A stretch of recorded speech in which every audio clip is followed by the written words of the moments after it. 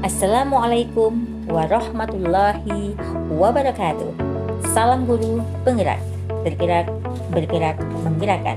Perkenalkan, nama saya Deska Setia Nur Laila, calon guru penggerak angkatan 7 dari SMP Negeri 3 Bulan Kabupaten Banjarnegara dengan fasilitator Ibu Kusnawati dan pengajar praktik Bapak Arif Setia Pramono. Pada kesempatan kali ini, saya ingin berbagi tentang aksi nyata modul 1.4 budaya positif, menyebarkan pemahaman dan pengalaman penerapan budaya positif. Berikut ini merupakan diseminasi di sekolah mengenai pemahaman dan pengalaman budaya positif. Yang kami hormati Bapak Ibu guru beserta tenaga administrasi sekolah, yang kami banggakan narasumber kita Ibu Deska Setia Nur Laila sebagai calon guru penggerak angkatan 7. Luar biasa saya mendukung.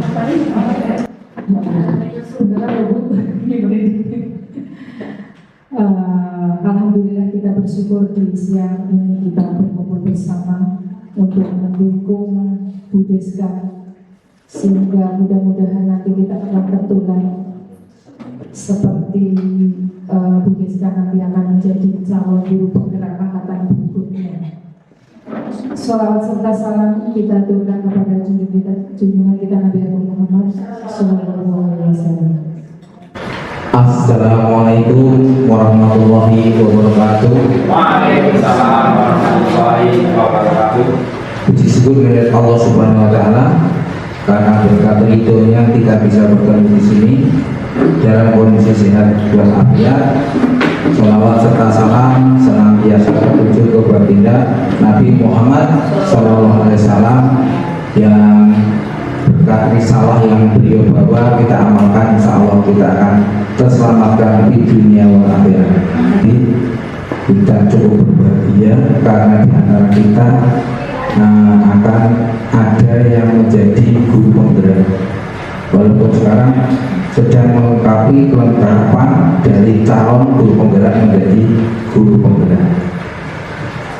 Semoga nanti diseminasi ini akan membawa budaya yang bagus, budaya yang positif, sehingga akan memajukan sekolah ini, di mana sekolah ini maju dari siswa-siswa kita yang maju, yang berprestasi.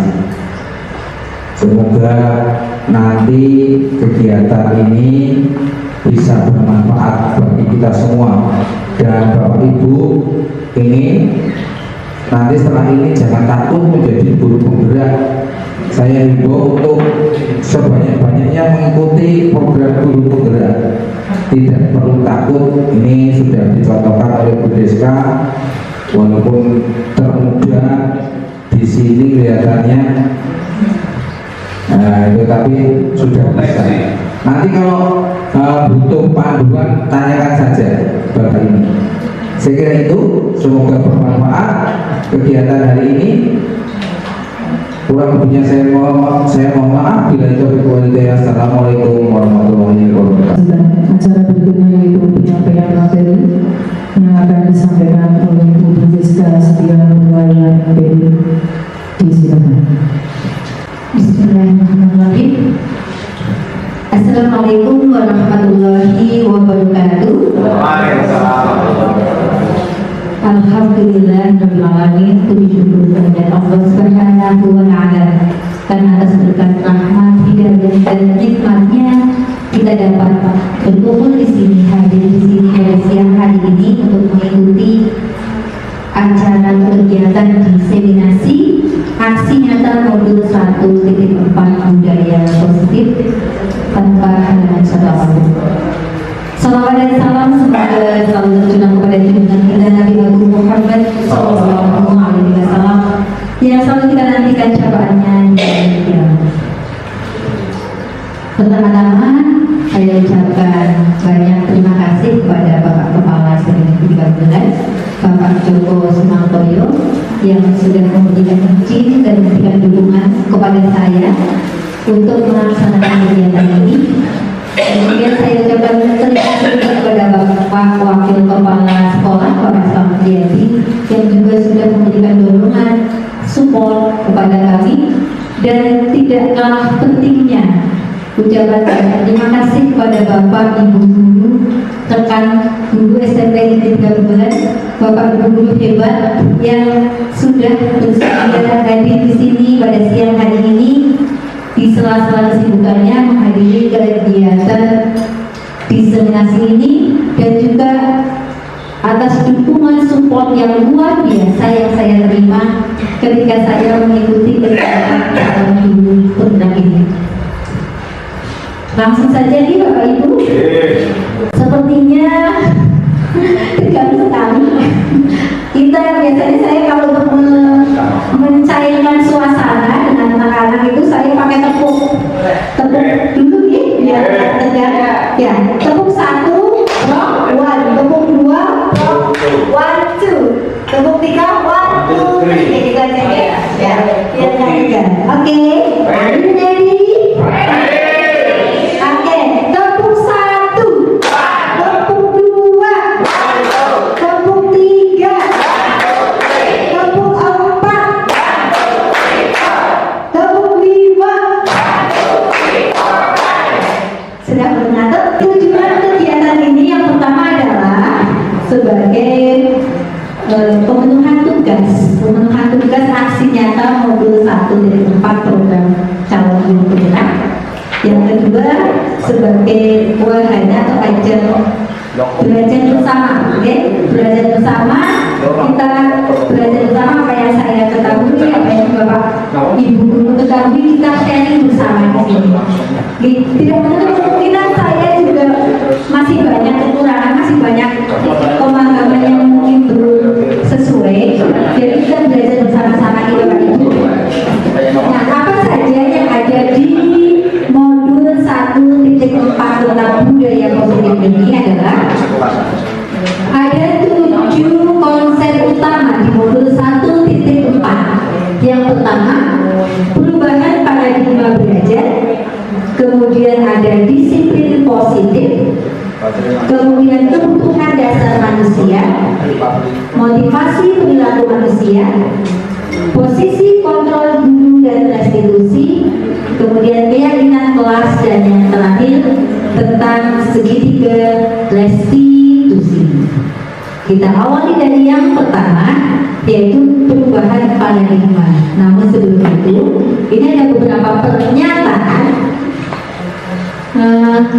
Saya ingin menanyakan pendapat kepada Bapak Ibu, apakah setuju atau tidak setuju dengan pernyataan ini? Nanti kalau yang setuju boleh ajukan jari, yang tidak setuju ajukan jari juga ya. Oke, kita awali dari pernyataan pertama. Hukuman dapat mendisiplinkan anak. Setuju? Setuju? Setuju. Oke. Ada yang tidak setuju? Saya tidak setuju. Oh, berarti ada Pak Slamet, Bu Indri tidak setuju, Bu Siti tidak setuju. Oke. Berikutnya, pemberian hukuman dengan hal-hal positif seperti membaca, membersihkan halaman sekolah dapat meningkatkan disiplin anak. Setuju? Setuju. Setuju semua? Semua. Semuanya setuju? Setuju. Oke.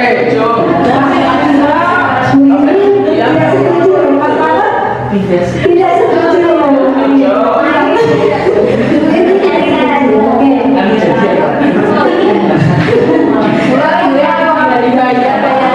Kita yang ketiga yang terakhir, memberi penghargaan dapat meningkatkan motivasi belajar.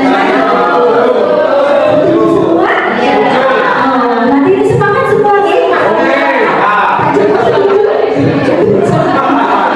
Oke, kita lihat apakah setelah saya semoga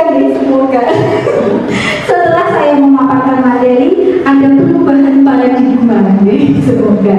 Kita lihat berikutnya. Nah, sebelum kita karena sudah siap, kita permainan dulu. Nah, ada kegiatan kepalan tangan. yang bersedia maju ke depan. Ditunjuk saja. Ada mungkin. Ini kepalanya besar. Siap. Ayo yang bersedia, monggo. Pak Selamat. Pak Selamat. Aduh, udah sedetail kok. Pak Maman pengen. Pak Maman, tugasnya Pak Maman adalah Menunggu, Bu. Ini kertas. Pada Pak mau sini. Oh, udah saya siapkan. tugas Pak Maman adalah menuliskan sesuatu yang sangat berharga bagi Pak Wawan. Apa ini?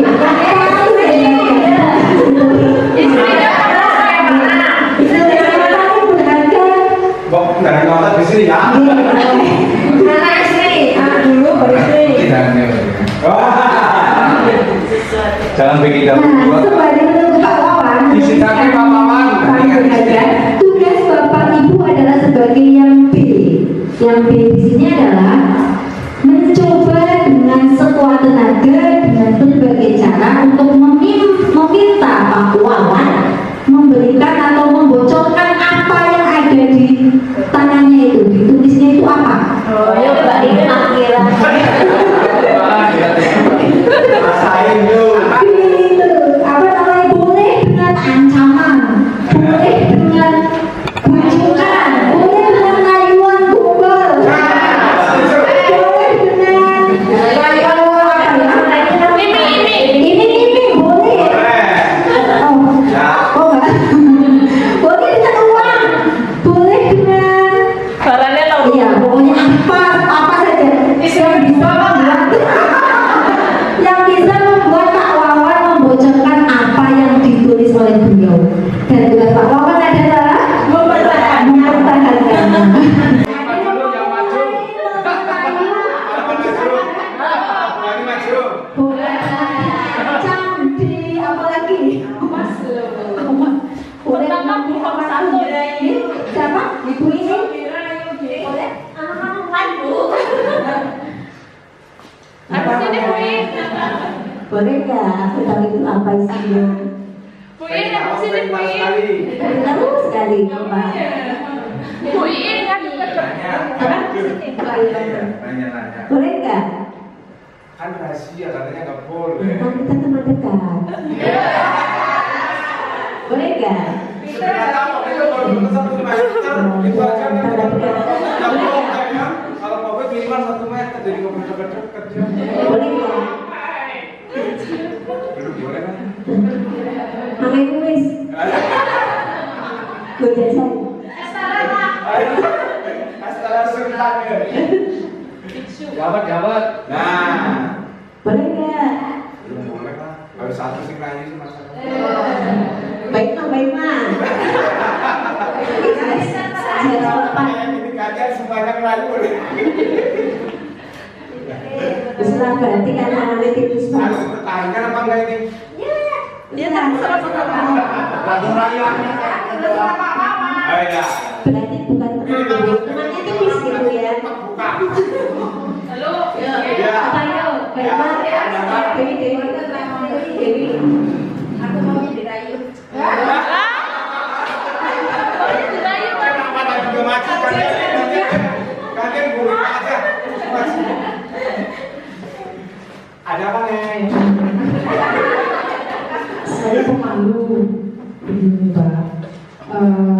Saya mau bertanya apa yang kamu sembunyikan selama ini. Nah, mungkin itu sangat berharga bagi kamu. Tapi ya seandainya itu kamu katakan, maka kamu akan menyelamatkan dunia ini. Gombel. Tapi dikatakannya bukan sama gede. Oke, begitu Bu Deska. Silakan. Ada yang mau mencoba lagi? Bu Hani coba. Coba lagi? Ya berarti Pak Wawan tegur ya. Pak Wawan tegur sudah mau membocorkan. Harus ketiganya bisa berubah.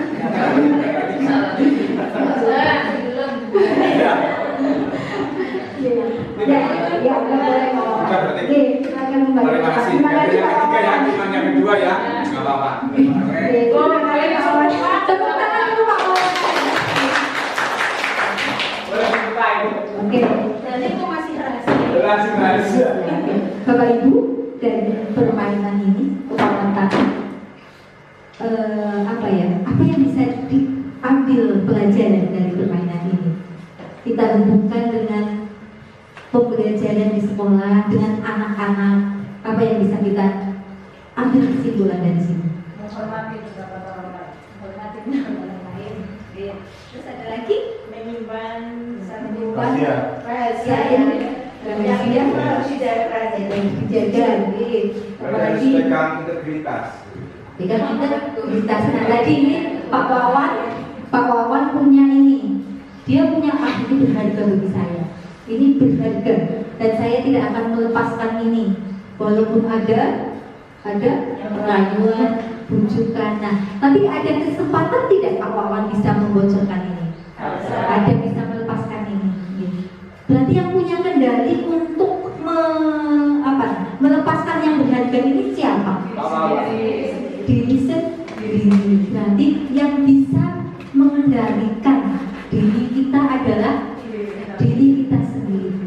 Sama saja dengan murid pun sama. Mau kita ancam, mau kita rayu-rayu, mau kita apa? Ketika mereka memang tidak mau, mereka tetap hidup si kekeh, karena yang bisa mengendalikan diri kita adalah diri kita sendiri. Nah, ini ilusi dulu mengontrol murid. Jadi hanya ilusi kalau kita bisa mengontrol murid kita itu hanya ilusi.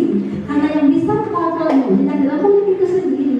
Jadi kita kan kayaknya saya bisa mengontrol hianatnya. Kalaupun mereka mau mengikuti ya karena memang mereka mau bersedia mengikuti. Berikutnya ilusi bahwa kritik dan membuat orang merasa bersalah dapat menguatkan karakter. Nah, saya juga membuat anak merasa bersalah. Biasanya kalau anak merasa bersalah itu biasanya manut ya.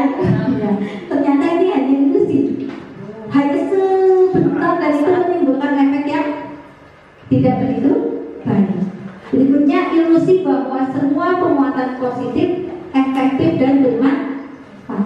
Tadi misal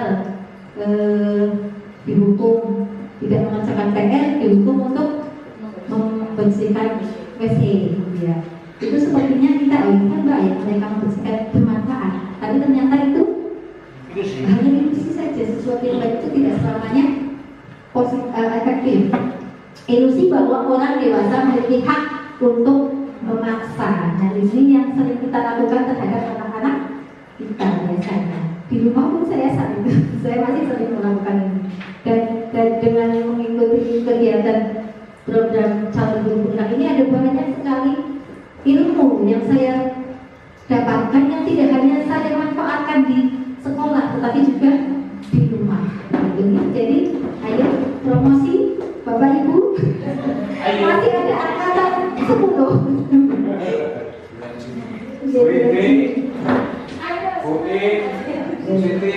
Nah ini, jadi perubahan paradigma stimulus respon.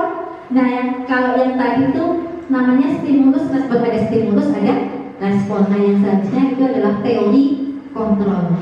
Stimulus responnya adalah kita coba mengubah orang agar berpandangan sama dengan kita.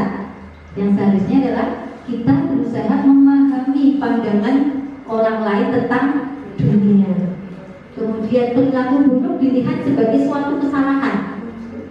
Yang seharusnya semua perilaku memiliki tujuan. Ketika anak atau murid melakukan kesalahan, itu pasti mereka ada tujuannya kenapa melakukan itu. Biasanya itu karena kebutuhan mereka tidak terpenuhi. Nanti kita lanjutkan di materi kebutuhan dasar manusia. Orang lain bisa mengontrol saya. Ternyata hanya kita sendiri yang bisa mengontrol diri kita. Saya bisa mengontrol orang lain, padahal sebenarnya tidak bisa. Yang bisa mengontrol orang lain ya orang itu sendiri.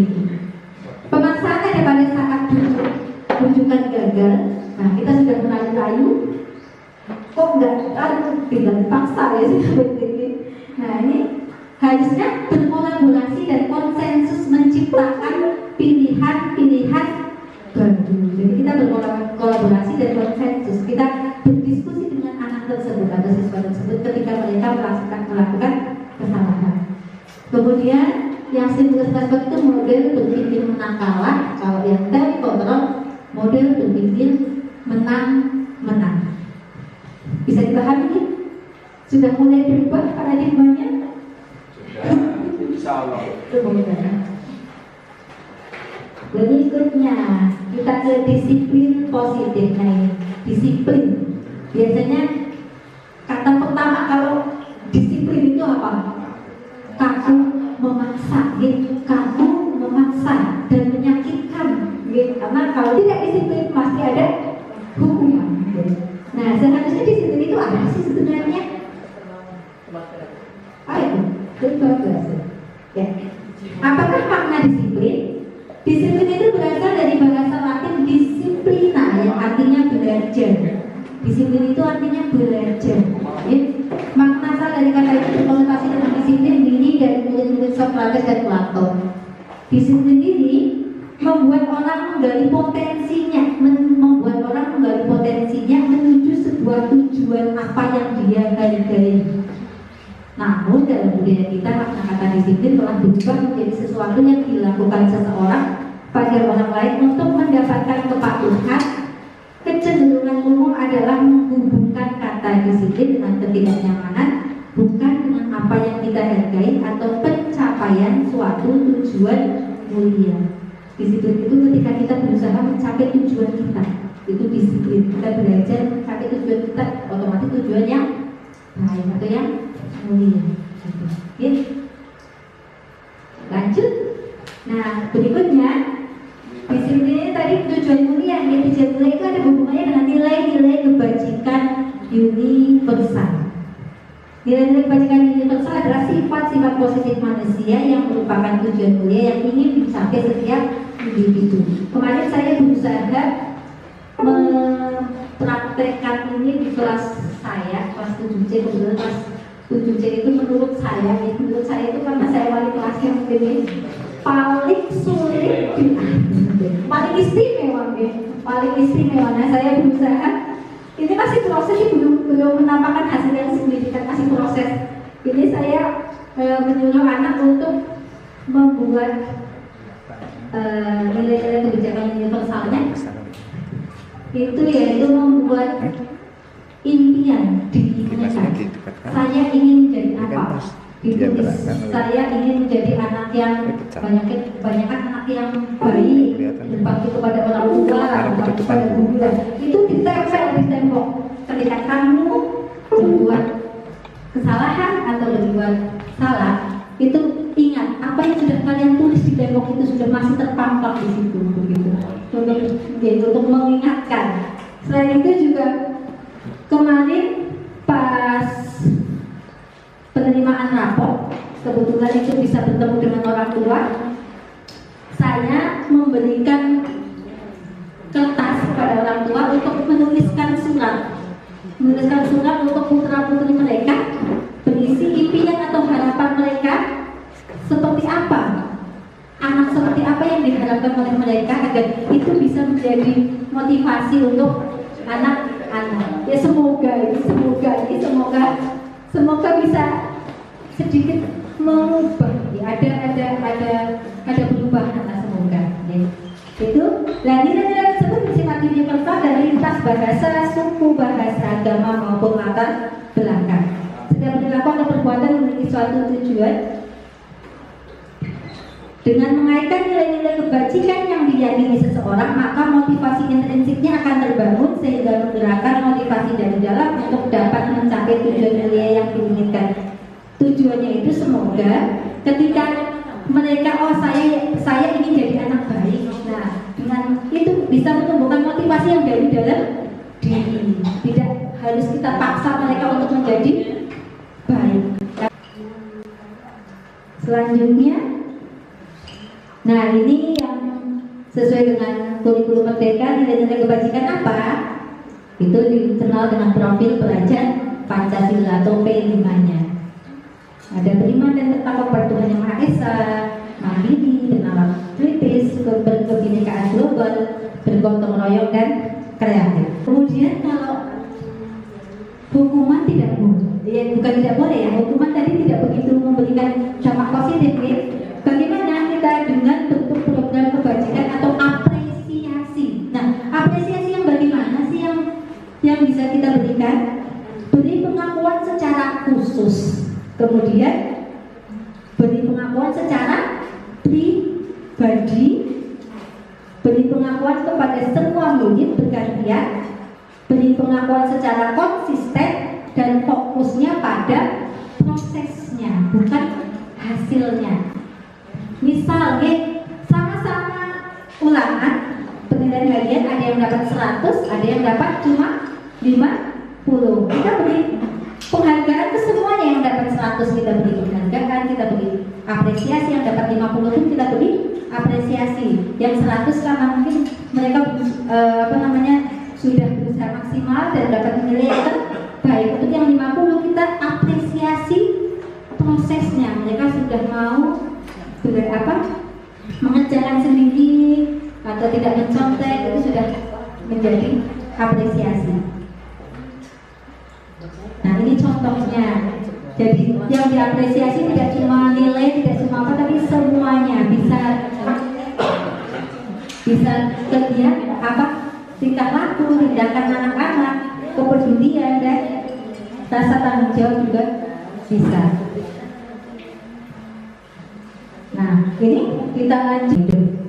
Nah, yang harus dilakukan dulu adalah ketika anak melakukan kesalahan, kita cari kebutuhan mana yang tidak terpenuhi untuk menentukan solusi apa yang bisa kita berikan untuk menyelesaikan masalah tersebut.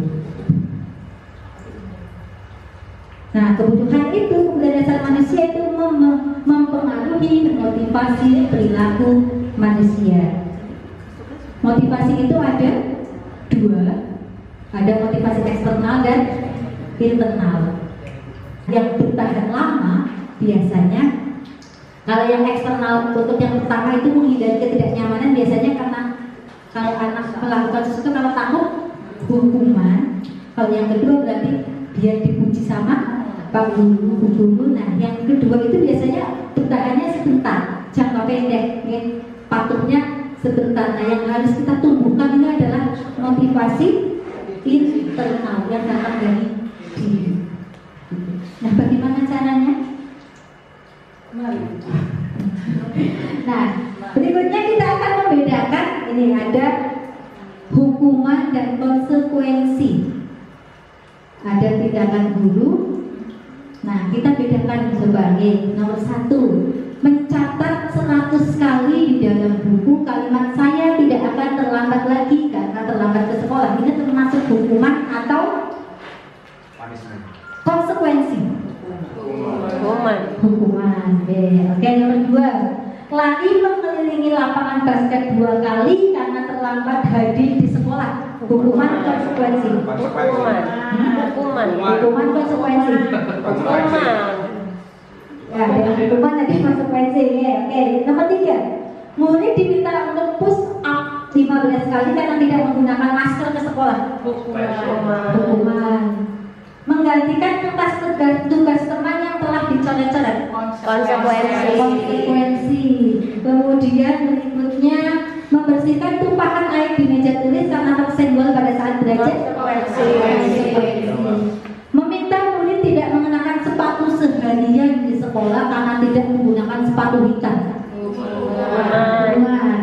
Lari mengelilingi lapangan basket 2 kali karena terlambat 10 menit untuk pelajaran PJOK. Konsekuensi. Kita lihat, betulkah jawabannya, Pak Ibu? Betul? Oh, betul. Nah, berarti sudah bisa membedakan mana hukuman, mana konsekuensi. Nah, ini perbedaan hukuman dan konsekuensi. Hukuman itu sesuatu yang menyakitkan harus terjadi. Kalau konsekuensi itu sesuatu harus terjadi karena ada stimulus responnya ya. Kemudian hukuman membuat anak sakit fisik maupun hati. Kalau fisik itu biasanya sebagai hatinya ya. Makan hati. Kalau konsekuensi membuat anak merasa tidak nyaman dalam jangka waktu pendek. Anak membenci kedisiplinan, hukuman. Anak menghargai disiplin, hukuman itu paksaan.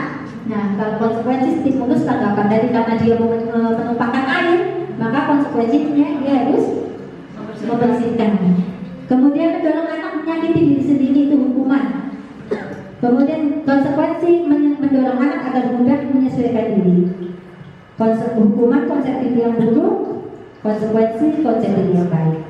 Di hukuman, anak belajar untuk menyembunyikan kesalahan. Kalau bukan salah ditanya, enggak bu, bukan saya. Kenapa? Karena takut dihukum. Kalau konsekuensi, anak belajar untuk mematuhi peraturan. Kemudian hukuman marah, rasa bersalah, dipermalukan, merasa tak dihargai. Sedangkan konsekuensi kehilangan hak, dibuat tidak nyaman, diasingkan untuk sementara. Masih hukuman dengan konsekuensi masih belum hukuman apa ya namanya, masih belum terlalu ideal ya. Apa sih yang ideal sebenarnya untuk menghadapi anak kan? Kita lihat di sini. Nah ini konsep disiplin dengan identitas harga. Ini yang saya baru di sini mendapat apa ya namanya, baru sadar, oh ternyata saya salah kan. Ini di sini. Hukuman itu menyakitkan, tidak nyaman, murid takut, memaksa, murid menyembunyikan kesalahan, dan murid menjadi rendah diri. Dan ternyata penghargaan pun sama. Penghargaan juga adalah hukuman. Kenapa? Penghargaan itu tidak efektif, merusak hubungan, karena membuat iri. Nah, supaya tidak membuat iri tadi ada apresiasi yang tadi dilakukan secara personal. Kalau kan semuanya diberi penghargaan. Kemudian mematikan kreativitas. Kok bisa ya mematikan kreativitas? Karena biasanya anak itu mau berpikir kalau atau mau melakukan kalau ada, oh iya ada hadiahnya. Kalau gak ada hadiahnya, kreativitasnya juga menghukum dengan sistem ranking. Nih, kenapa? Karena ini biasanya pengaruhnya ke yang rendah, gitu. Yang rendah jadi rendah diri. Kalau rankingnya diumumkan di kelas, orang tuanya ikut. Kalau orang tuanya ikut merasa gagal, aku saya gagal. Gitu, orang tuanya ikut merasa gagal.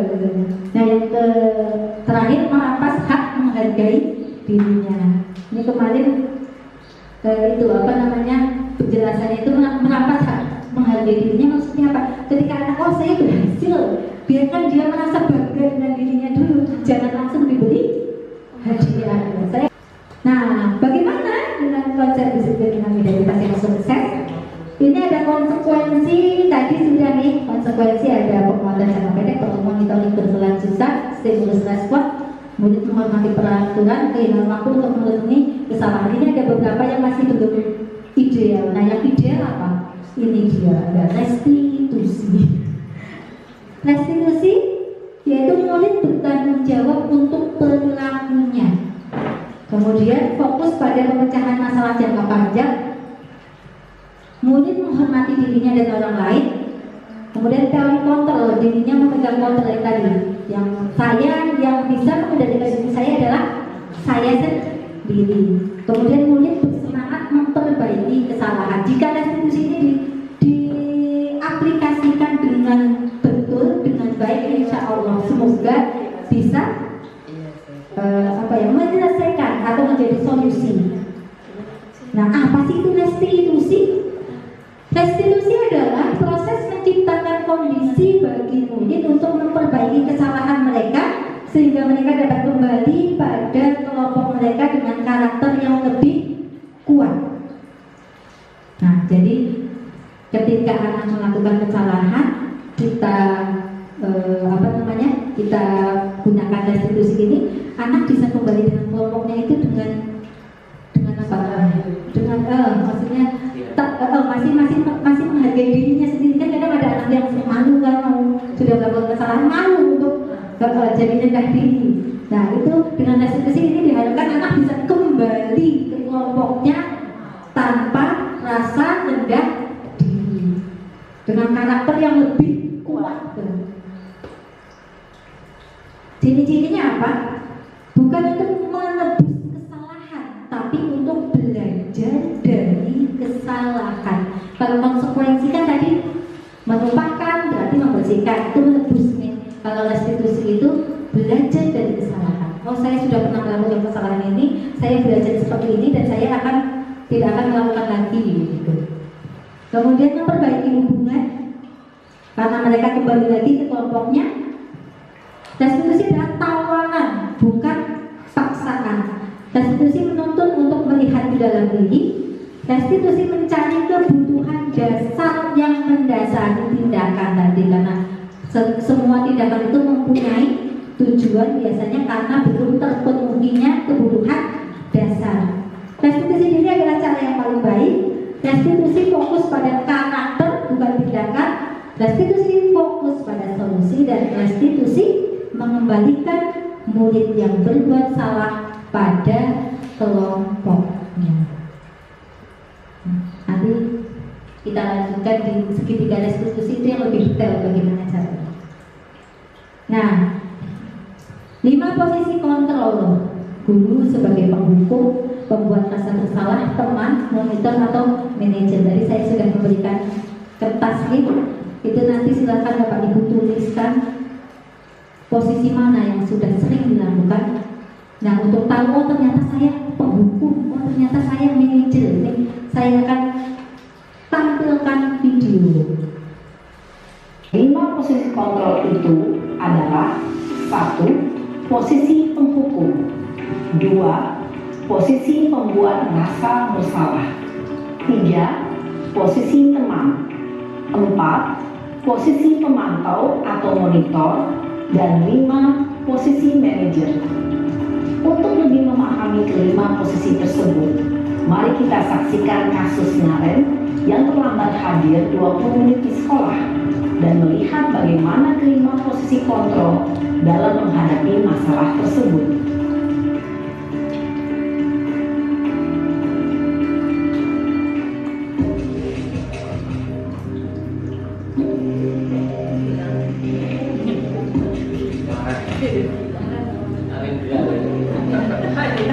Naren, sini kamu. Ya Bu. Terlambat. Kamu deh, pasti terlambat. Maaf Bu, saya Apa? Apa coba? Alasan kamu apa lagi? Kapan sih kamu tidak terlambat? Malas sekali ya kamu jadi anak. saya Dasar pemalas. Gak kapok-kapok sih kamu. Sudah berapa kali terlambat? Sana, kamu keliling lapangan basket 2 kali. kenapa saya harus keliling lapangan basket Bu? Kenapa? Kamu melawan ibu. Berani-beraninya jawab. Sudah terlambat, masih berani jawab pula. Sekarang, keliling lapangan basket 5 kali sekalian. Biar kapok. Cepat. Pergi sana ke lapangan basket. Posisi penghukum biasanya berbicara dengan nada tinggi, menghardik, menunjuk-nunjuk, menyakiti, dan menyindir. Hukuman bisa berupa fisik maupun psikis. Ibu dan bapak guru hebat. Dampak yang terjadi pada murid ketika guru berada pada posisi penghukum adalah murid cenderung akan memberontak, bahkan menyimpan dendam.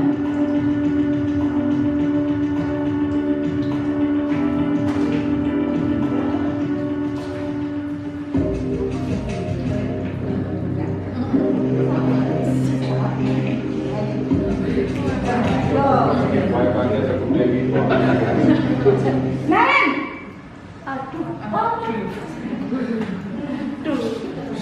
Selamat pagi Bu. Naren, kamu kenapa terlambat lagi, nak? Ya Tuhan, Naren, kamu senang ya bikin ibu susah ya? Kalau kamu terlambat lagi, nanti ibu yang ditegur bapak kepala sekolah, nak. Disangka ibu tidak bisa membina kamu. Duh, gimana ini? Maaf Bu, Duh, Gusti Naren, kamu suka ya kalau ibu ditegur bapak kepala sekolah? Terus, sekarang ibu harus tulis apa ini di buku absen? Ini kamu sudah sering terlambat loh. Ibu harus apa coba? maaf Maaf sekali ya. Ya sudah, lain kali jangan bikin ibu susah lagi ya nak ya. Ibu tidak akan kuat lagi kalau kamu begini terus. Bisa jadi kalau ibu jadi banyak pasta. Maaf ya Bu, maaf sekali. Posisi pembuat rasa bersalah berbicara dengan nada tenang, cenderung lembut. Namun kata-kata yang diutarakan membuat murid merasa menjadi orang yang gagal, memandang buruk dirinya sendiri, merasa tidak berharga, dan tidak sanggup membahagiakan orang lain. Ketika guru mengambil posisi pembuat rasa bersalah, murid akan menganggap dirinya yang bersalah dan ia akan menyimpan emosi negatif tersebut di dalam dirinya.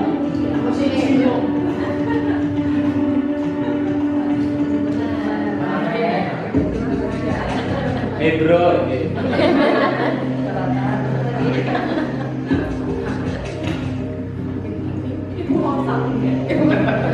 Naren,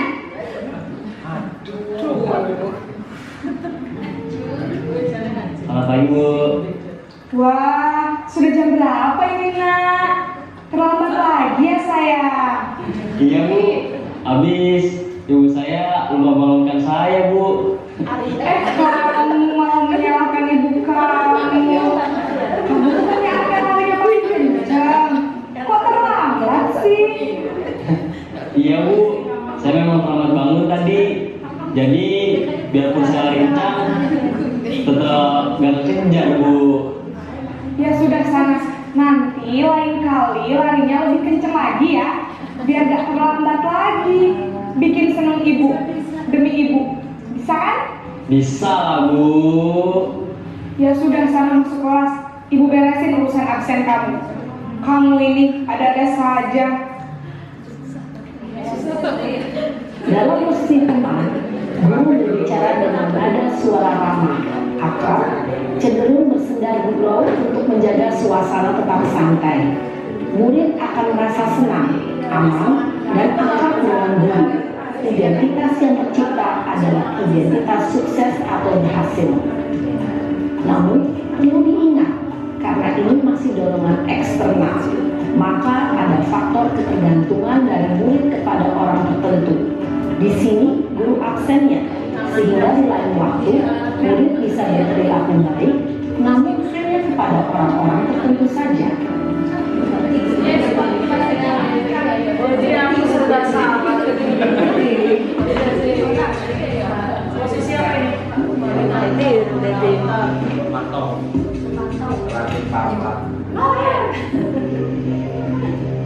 Naren,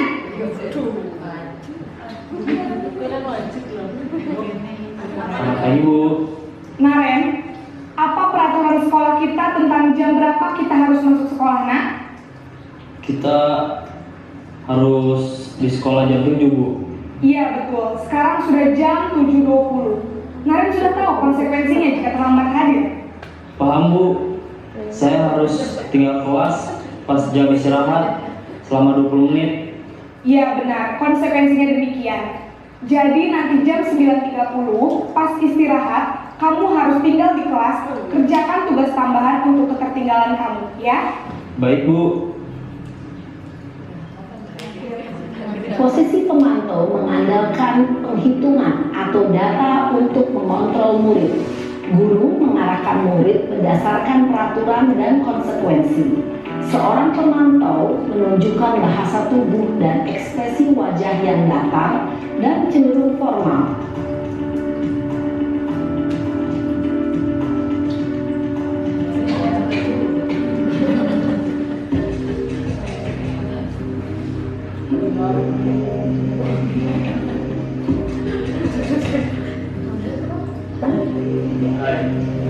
Naren!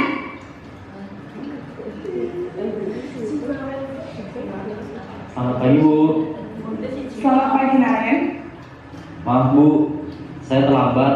Iya, sekolah masuknya jam 7, sekarang sudah jam 7.20. Jadi sekarang bagaimana ini Naren? Maaf Bu, saya lupa setel alarm saya semalam. Baiklah, menurut kamu, keyakinan sekolah yang mana yang perlu kamu tingkatkan? menghargai diri sendiri dan orang lain mungkin ya Bu. Jadi, apakah Naren meyakini prinsip saling menghormati tersebut? Iya Bu, saya meyakininya. Apakah Naren bersedia memperbaiki masalah keterlambatan ini? Bersedia Bu. Bagaimana kamu akan perbaiki masalah keterlambatan ini? Saya akan coba untuk tidak lupa menyetel alarm saya Bu. Baik, kalau Naren lupa menyetel alarm di rumah, ada orang yang kira-kira bisa bantu mengingatkan tidak? Ada Bu, kakak saya, Kak Emma. Ada lagi selain Kak Emma? Selain Kak Emma, ada ibu saya. Baik, jadi yang mengingatkan Naren adalah Kak Emma dan ibu kamu ya? Kira-kira akan mulai set alarm kapan nih Naren? Setelah pulang sekolah, akan segera saya lakukan. Baik, jadi Naren akan setel alarm untuk bangun besok pagi dan akan diingatkan oleh kakak dan ibunda Naren ya. Ada lagi yang mungkin perlu dilakukan Naren agar tidak terlambat bangun lagi? Tidak ada Bu. Baik Naren, terima kasih untuk kerjasama kamu. Sekarang kamu perlu kembali ke kelas untuk belajar. Baik Bu, terima kasih. Posisi manajer adalah posisi kontrol yang disarankan untuk membimbing murid memiliki sikap disiplin yang positif, yaitu murid yang mandiri, bertanggung jawab, dan dapat memecahkan masalah. Tujuan dari posisi ini adalah agar murid dapat berefleksi atas tindakannya. Guru akan dengan tulus memberikan pertanyaan-pertanyaan bermakna, sehingga murid dapat belajar dari kesalahannya dan mencari. Sudah dikoreksi 5 posisi kontrol itu, silakan ditulis. Saya sudah yang paling sering itu melakukan di posisi kontrol yang mana? Sudah ya, ada yang mau sharing ke depan tentang apa yang sudah dilakukan, posisi mana yang sudah dilakukan, kepada siapa, alasannya apa? Monggo. Assalamualaikum.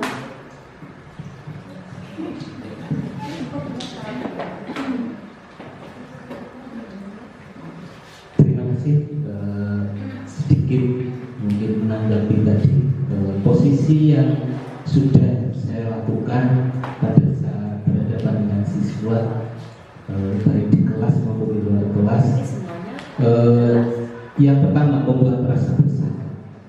Biasanya saya sering lakukan biar nanti anak merasa bahwa apa yang dia lakukan itu tidak benar, sehingga akan muncul kesadaran dengan sendirinya. Itu anggapan dari saya.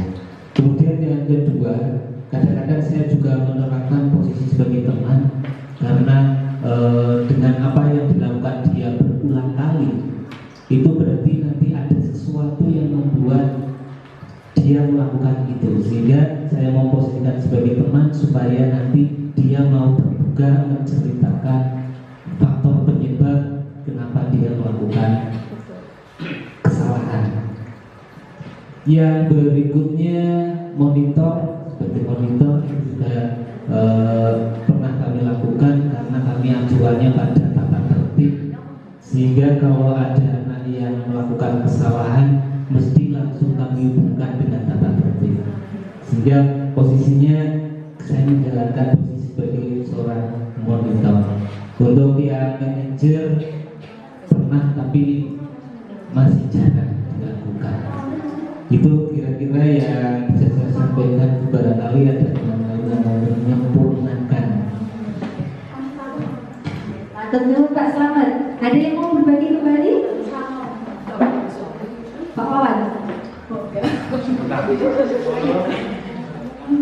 Oh, Bu Siti, Bu Siti. Jika ada masalah.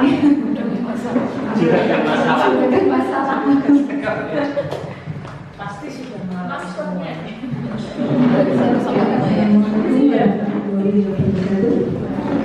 Terima kasih waktu yang diberikan kepada saya untuk menanggapi dari 5 posisi kontrol yang sudah sering saya lakukan. Yang pertama, penghukum itu jarang, karena kita itu mengarah ke sekolah ramah anak. sehingga yang kita lakukan adalah agar anak tidak terbuli oleh kita dewan guru. Untuk membuat rasa bersalah, ini sering saya lakukan dengan tujuan agar anak introspeksi diri terhadap perbuatannya. Jadi menyadari bahwa dirinya merasa bersalah dan dampaknya itu tidak hanya pada diri sendiri, tapi pada orang lain. Nah, orang lain ini yang perlu dipahami pada anak sehingga dia menyadari dan esoknya tidak melakukan perbuatan yang sama. Kalau yang teman sering untuk BK itu istilahnya anak sering curhat ya. Jadi pada saat saya melakukan konselor, saya memposisikan diri bukan sebagai guru, tapi sebagai teman dengan tujuan agar anak mau terbuka. Dari keterbukaan ini sehingga bisa mencari jalan atau solusi yang sesuai dengan permasalahan yang dihadapi. Kemudian untuk monitor ini jarang, walaupun ada tata tertib, tapi tadi mengarah ke sekolah ramah-anak. Kalau yang kelima, manajer, ini pada saat anak melanggar tata tertib, Sebenarnya daripada hanya sekedar mengikuti peraturan. Nah, ini yang sudah nih bedanya keyakinan kelas dengan peraturan. Nah, peraturan itu selalu kembalikan buku ke tempatnya. Tapi keyakinannya adalah rasa tanggung jawab. Dilarang mengganggu orang lain. Berarti keyakinan yang harus ada di dalam diri anak itu menghargai orang lain dan diri sendiri. Hadir di sekolah 15 menit sebelum pembelajaran dimulai berarti menghargai orang lain, komitmen pada tujuan. Dilarang melakukan kekerasan berarti untuk keselamatan dan menghormati orang lain. Dilarang menggunakan narkoba untuk kesehatan sendiri.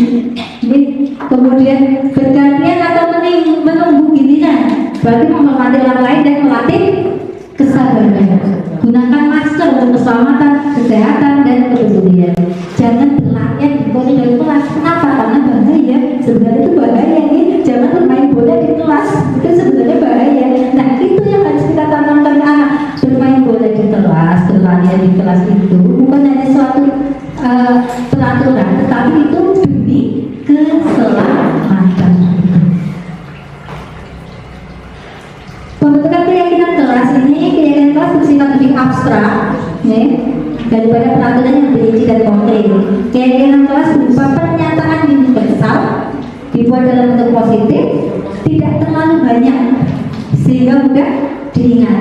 Keyakinan kelas sebaiknya sesuatu yang dapat dilaksanakan di rumah tersebut dan semua warga. Jadi kita membuat itu bersama-sama, satu kelas. Tidak guru punya keyakinan kelas ini kalian ikuti ya, nah, itu tidak bisa. Jadi kita buat bersama dengan anak-anak. Bersedia meninjau kembali keyakinan kelas dari waktu ke waktu. Kalau ada yang perlu ditambahkan atau ada yang tidak pas, kita tinjau kembali. Nah, ini diharapkan dari peraturan kelas atau sekolah itu kita ke keyakinan kelas atau sekolah. Kalau sudah punya keyakinan kelas atau sekolah, kita akan mempunyai lingkungan yang positif. Kalau lingkungan kita sudah positif, kita akan mempunyai budaya yang positif. Nah, ini dokumentasi kegiatan pembuatan keyakinan kelas yang sudah saya lakukan.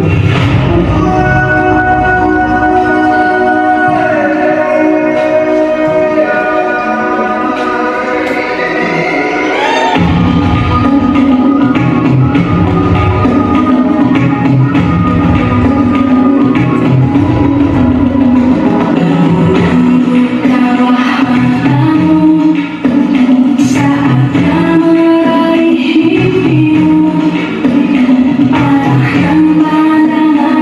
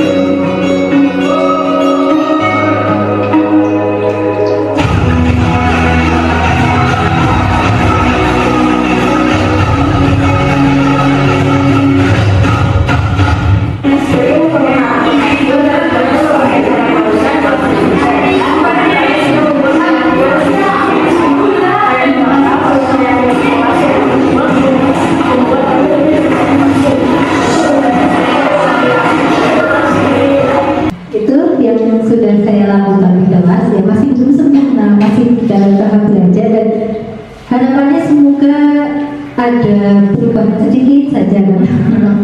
Memang tidak bisa instan ya, gitu. Memang butuh proses. Nah, bagaimana cara membuat kegiatan membuat kegiatan kelas ini? Yang saya lakukan yaitu pertama berdiskusi tentang apa itu kegiatan kelas, kemudian merumuskan peraturan yang tadi tidak boleh atau harus apa menjadi keyakinan.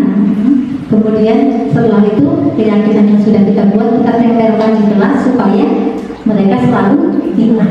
Begitu. Nah, ini yang terakhir, kita ke menu yang terakhir. Segitiga restitusi. Apa itu segitiga restitusi? Segitiga restitusi adalah suatu proses dialog. Jadi kita penyelesaian itu menggunakan dialog yang dijalankan oleh guru atau orang tua agar dapat menghasilkan murid yang mandiri dan bertanggung jawab. Ada 3 langkahnya karena segitiga tadi 3. Yang pertama, menstabilkan identitas. Tujuannya itu apa? Untuk membuat anak yang merasa gagal karena berbuat salah menjadi positif terhadap dirinya. Bisa dengan berkata, berbuat salah itu hal yang manusiawi. Tidak ada manusia yang sempurna.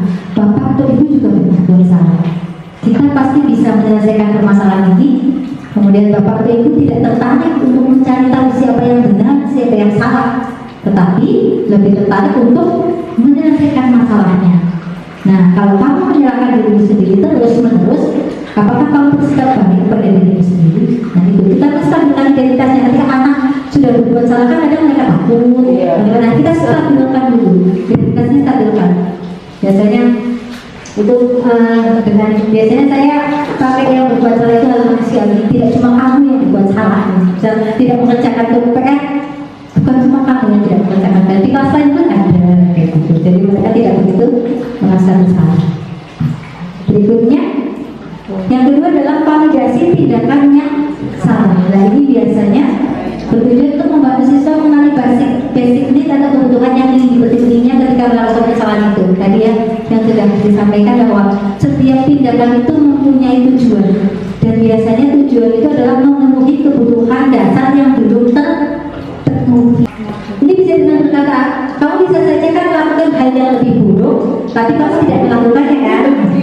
Kamu pasti punya alasan mengapa melakukannya. Apa yang penting bagi kamu? Kamu boleh tetap berusaha menjaga sikap itu, tapi tambahkan sikap yang lain yang baru. Maukah kamu belajar cara lain untuk mendapat yang kamu butuhkan tanpa harus mengukur? Apakah kamu bisa melakukan dengan yang lebih baik besok lagi? Ya, kita cari alasannya apa? Kebutuhan yang belum terpenuhi apa? Supaya solusinya bisa tepat. Ya.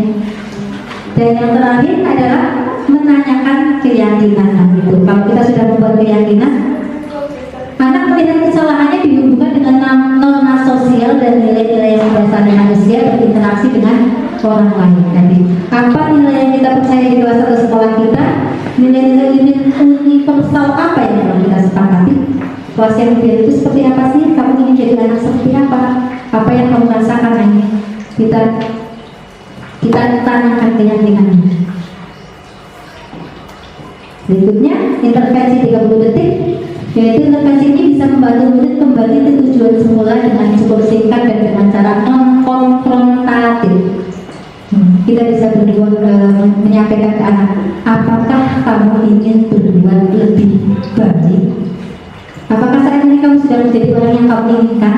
Dan melakukan kesalahan itu kamu memang benar-benar seperti itu? Apakah kamu dapat mengubah perilaku atau sikap kamu saat ini menjadi perilaku atau sikap yang lebih membantu? Apakah wajar membuat kesalahan? Bisakah kita memperbaikinya? Apa yang kamu lakukan saat ini apakah sudah sesuai? Kapan kamu siap untuk mulai? Peraturannya apa? Dan sebagainya. Ini saya kemarin sudah mempraktekkan ini ke beberapa anak. Dan biasanya dengan sih tidak untuk tahapannya kita, tidak ada stabilan jadi serius, tapi dia bisa jadi berusaha tidak langsung menjudge dan kita mencari solusi. Kenapa anak tidak mengerjakan PR? Itu biasanya saya tanya alasannya satu-satu apa? Kamu alasannya apa? Kenapa tidak mengerjakan PR? Jadi solusinya apa? Jadi kalau tidak mengerjakan PR, misal karena dia benar-benar nggak paham, saya nggak paham suruh ngapain dari bicara itu, berarti solusinya di saya ya kan. Begitu. Jadi bisa jadi introspeksi diri juga begitu. Atau misal, oh saya lupa Bu. Nah, kalau lupa berarti bagaimana cara supaya tidak lupa, kita cari teman untuk mengingatkan gitu. Tapi jadi jangan kita yang memberi solusi, kita memancing mereka untuk membuat solusi sendiri, dipancing. Begitu nih Bapak Ibu. Refleksinya dalam penerapan program disiplin positif, hendaknya guru memiliki standar kepribadian profesional dan sosial yang baik, di mana guru mampu berefleksi pada posisi kontrolnya saat ini. Bagaimana perjalanan dirinya sebagai seorang among yang menuntun murid-murid menjadi insan yang mandiri, merdeka dan bertanggung jawab. Ini penutupnya. Terima kasih atas kehadirannya, atas dukungannya, atas supportnya yang luar biasa.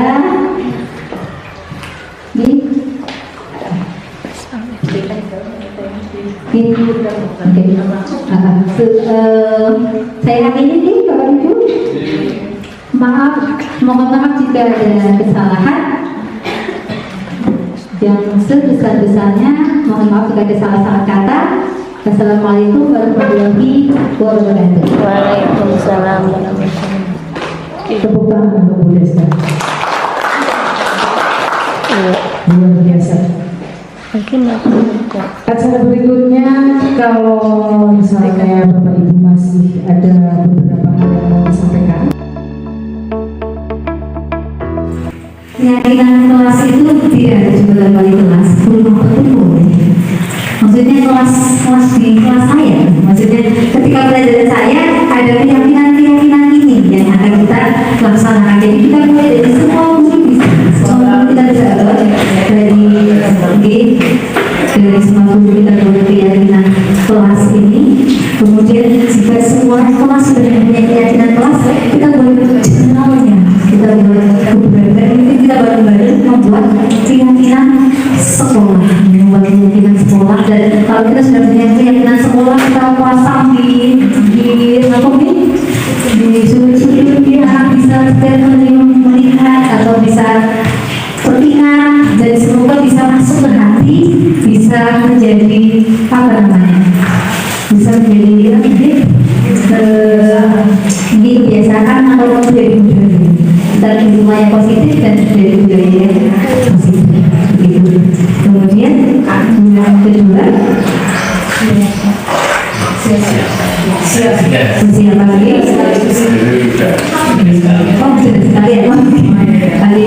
Hanya mungkin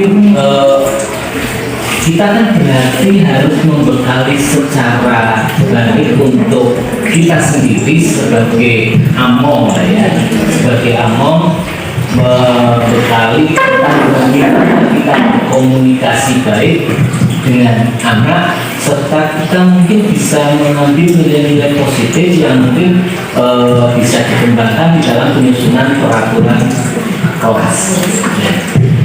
Berarti hal ini mungkin perlu ada tindak lanjut, bukan hanya selama ini kalau salah kan kita hanya menyalahkan anak, kita tidak pernah kita salah, ya karena kita dewasa, lebih dewasa tadi dikatakan di awal, orang dewasa itu hanya memaksa, menyalahkan gitu. Nah untuk itu berarti mungkin ada langkah real untuk bagaimana menyadarkan kita sendiri yang mindsetnya itu sudah terbentuk seperti ini gitu ya. Nah ini kan mungkin mulai sebuah proses, kira-kira langkahnya gimana untuk nanti ke kitanya. Kalau itu tadi kan ke siswanya, tapi ke internal kita supaya nanti muncul disiplin tanpa paksaan gitu dari kita, bagaimana kira-kira. Sudah masuk ke dalam rencana aksi nyata yang 1.4 ini kan salah satunya adalah yang ini masuk ke sosialisasi tentang budaya positif. Nah setelah sosialisasi tentang budaya positif ada tindakan ada rencana berikutnya adalah saya berkoordinasi dengan guru BK dan pemangku kepentingan untuk itu membuat keyakinan sekolah, dan keyakinan sekolah itu tidak cuma untuk anak, keyakinan sekolah itu untuk warga sekolah. Jadi bukan cuma untuk siswa, untuk kedisiplinan, kemudian menghargai orang lain, menghargai diri sendiri, kemudian itu juga untuk semua dari siswa, guru, staf tata usaha, dan semuanya gitu. Nah itu dari rencana saya ada tindakan selanjutnya. Rencana tindak lanjutnya itu dan semoga bisa terrealisir begitu Pak. Dukung semua deh. Semoga bisa didukung oleh Bapak Ibu karena insya Allah budaya positif ini akan sangat bagus jika kita aplikasikan di dalam sekolah kita. Jadi tidak akan ada lagi kemudian perubahan Bapak Ibu ini semoga ya sih memang masih ya butuh proses yang lama, tetapi harus dimulai. Kalau kita ya dari langkah-langkah kecil, nah kita tidak bisa sendiri. Kita tidak bisa sendiri, harus dukungan semua.